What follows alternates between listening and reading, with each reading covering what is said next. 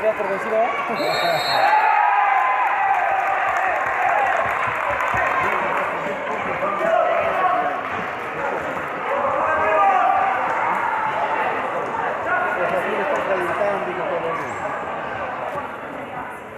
Es que el otro se siente la obligación de ganar, pues van a dar todo. Ellos han perdido. Sí,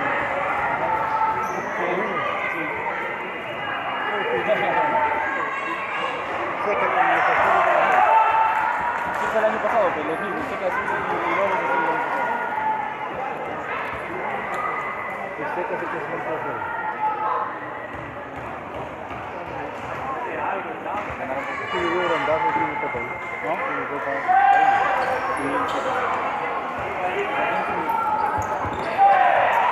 Los locales también son buenos.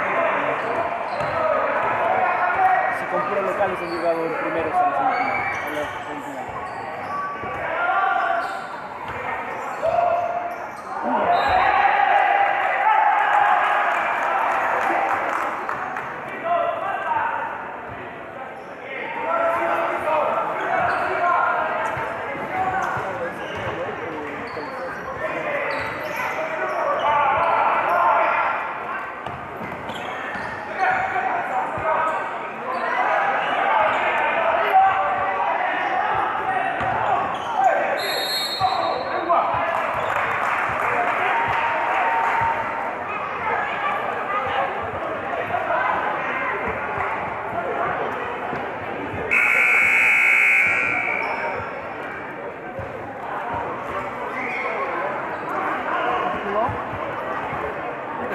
Para la final también.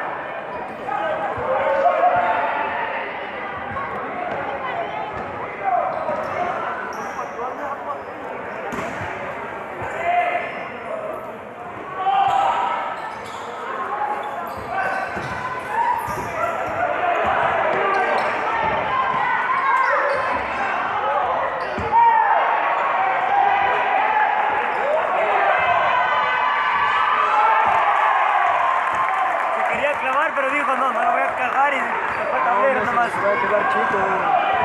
Arriba no pegó, ¿no te acuerdas? Ah, puta, se quedó chico. Sí, me puta y no lo hizo, lo tomaste.